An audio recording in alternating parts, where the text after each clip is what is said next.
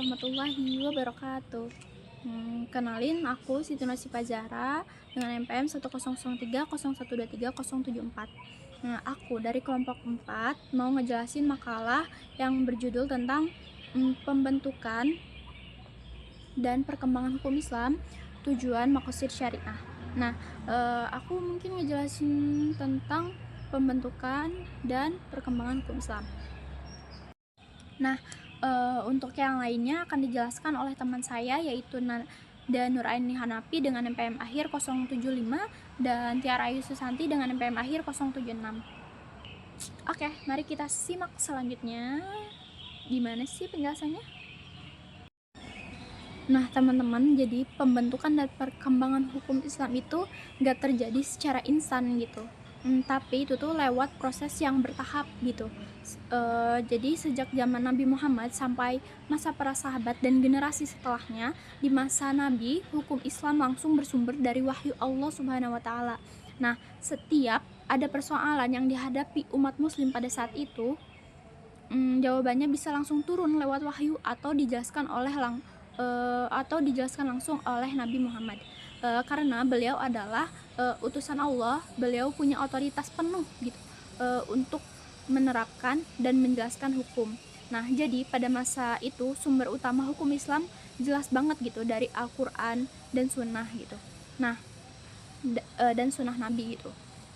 Nah, dua hal inilah yang menjadi pegangan utama umat Islam dalam menjalani kehidupan sehari-hari. Nah, pembentukan hukum Islam di masa Nabi Muhammad itu berjalan pelan-pelan gitu, menyesuaikan dengan kondisi dan kebutuhan umat pada saat itu. Nah, wahyu nggak langsung turun secara sekaligus, tetapi bertahap supaya umat Islam lebih mudah memahami dan mengamalkannya. Nah, waktu periode Mekah, fokusnya itu lebih ke penguatan akidah gitu, keimanan dan pembinaan akhlak gitu. Jadi yang ditekankan dulu adalah pondasinya dulu gitu, keyakinannya dulu dan moral umat. Nah, lalu pada saat masuk periode Madinah, hukum Islam itu mulai berkembang gitu, lebih luas lagi.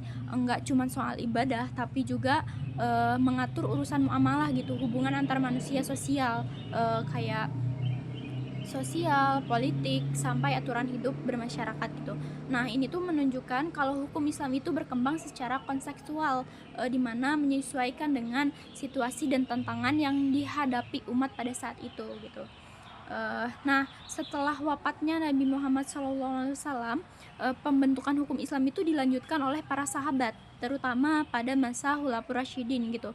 Nah, pada masa ini berbagai persoalan baru muncul nih akibat perluasan wilayah Islam gitu dan interaksi dengan berbagai budaya dan masyarakat. Nah, para sahabat menetapkan hukum dengan terlebih dahulu gitu, merujuk kepada Al-Quran, kemudian Sunnah Nabi. Nah, apabila tidak ditemukan dari Al-Quran dan Sunnah Nabi itu, maka tentuannya yang jelas gitu, maka mereka melakukan musyawarah dan ijtihad.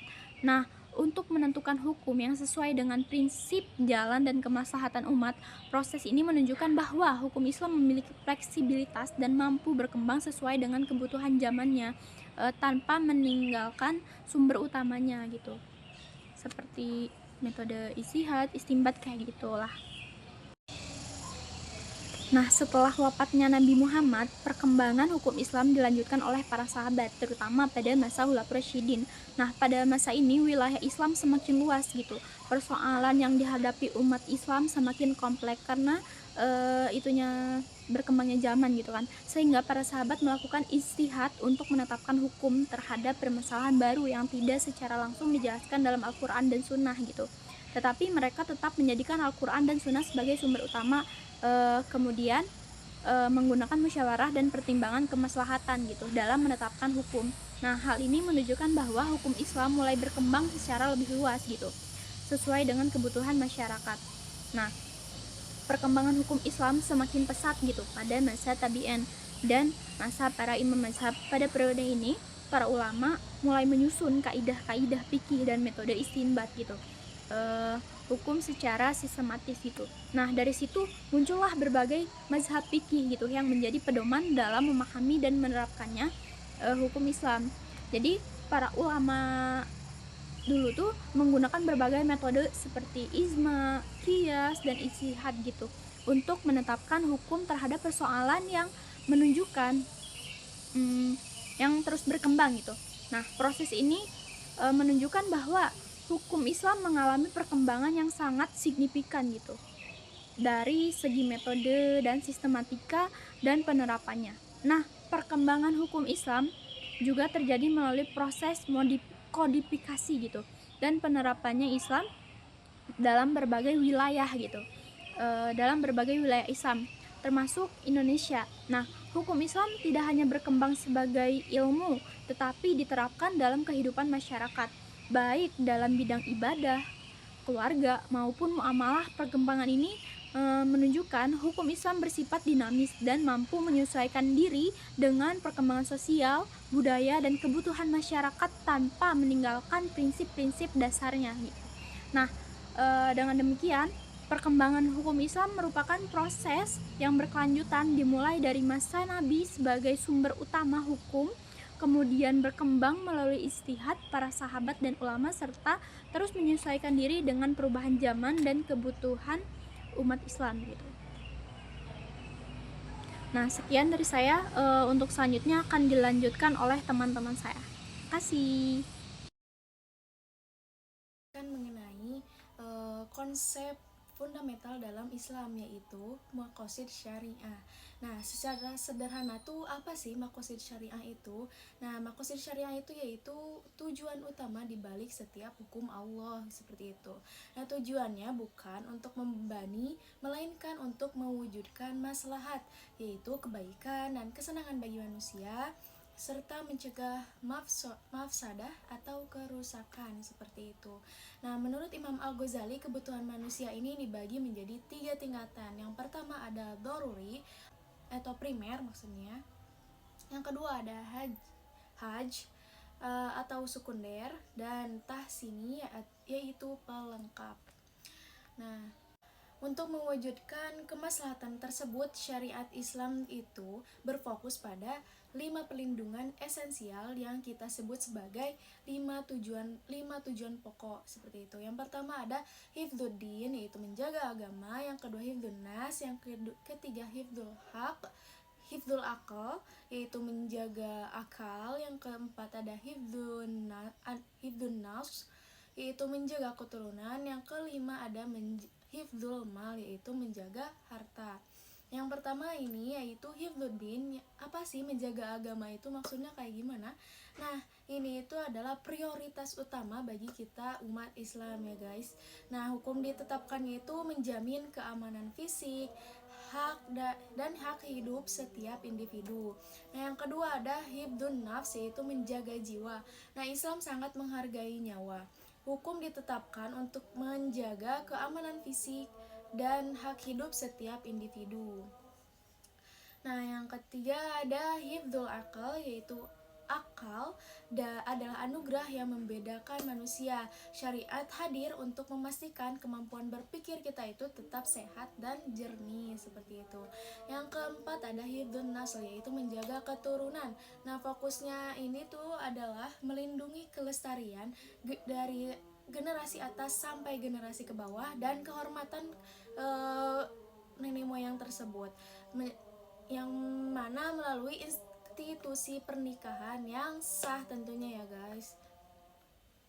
Yang kelima ada hifdzul mal, yaitu menjaga harta. Nah, yang dimaksud menjaga harta adalah syariat mengatur agar ekonomi berjalan adil, mendukung kesejahteraan, dan melindungi hak milik pribadi maupun publik. Nah, gimana sih cara praktiknya dalam kehidupan sehari-hari? Aku tuh masih bingung bagaimana cara mengamalkan hifdzul nas, hifdzul mal, dan lain sebagainya.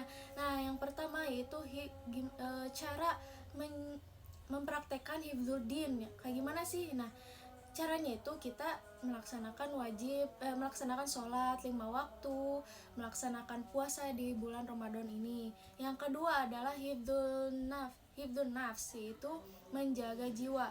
Yang mana cara mempraktikkan di kehidupan sehari-harinya itu yaitu dengan ada hukum yang melarang kekerasan, seperti dilarang berteriak kepada orang tua seperti itu.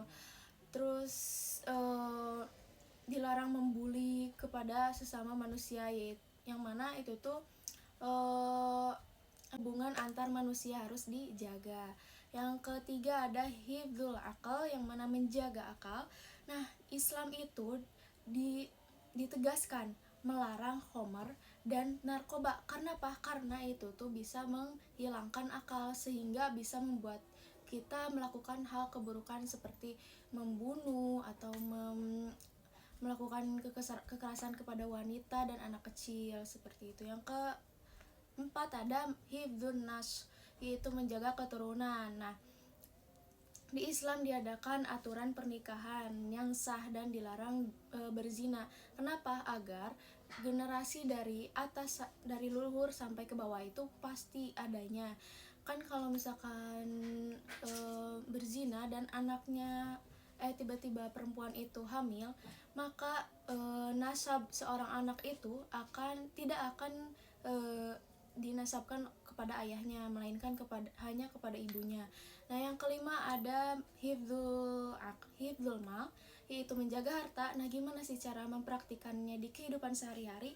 Nah, contohnya kita tuh berzakat, zakat fitrah atau zakat mal. Zakat fitrah bisa dilaksanakan di bulan Ramadan saat ini. Yang sebelum mengakhiri bulan Ramadan ini, kita diwajibkan yang sudah balik melaksanakan zakat fitrah, dan dilarang melakukan riba agar kekayaan terdistribusi dengan adil, tidak tercampur oleh bunga-bunga yang ada. Nah, jadi kesimpulannya, maqasid syariah itu membuktikan bahwa Islam adalah agama yang sangat teratur dan humanis. Semua aturan yang ada bermuara pada satu titik, yang mana kemaslahatan umum tanpa memandang golongan. Nah, dengan menjaga 5 poin tadi, yang hifdzuddin, hifdzun nas, hifdzul mal, hifdzul akal, hifdzuddin. Nah, itu tuh dengan menjaga 5 poin tadi itu, kita tidak hanya menjalankan perintah agama, tetapi juga membangun peradaban yang stabil dan sejahtera. Nah, terima kasih untuk dan dicukupkan untuk penjelasan dari saya, dilanjutkan oleh kerabat saya. Nah, selanjutnya di sini aku bakal jelasin tentang pembentukan hukum Islam pada masa kenabian. Nah, pada masa ini pembentukan hukum Islam itu masih berada di tahap awal, yaitu peletakan dasar-dasar syariat. Sumber hukumnya berasal dari Al-Qur'an sebagai hukum Allah Subhanahu wa taala, sebagai wahyu Allah Subhanahu wa taala, dan sunnah Nabi sebagai penjelasan serta praktik dari ajaran tersebut. Nah, ketika muncul suatu peristiwa atau pertanyaan dari para sahabat, Nabi Muhammad SAW biasanya menunggu turunnya wahyu. Namun jika wahyu belum turun, Nabi melakukan ijtihad. Nah, ijtihad ini tetap berada dalam pengawasan Allah. Jadi kalau sesuai akan dibenarkan, dan kalau kurang tepat akan dikoreksi melalui wahyu. Nah, hukum Islam juga diturunkan secara bertahap sesuai kondisi masyarakat, seperti pengharaman khamar. Nah, selain itu, banyak hukum yang turun karena sebab tertentu atau peristiwa khusus yang disebut dengan asbab al-nuzul. Nah, penetapan hukum Islam selalu mempertimbangkan kemaslahatan umat, tidak memberatkan dan memberi kemudahan.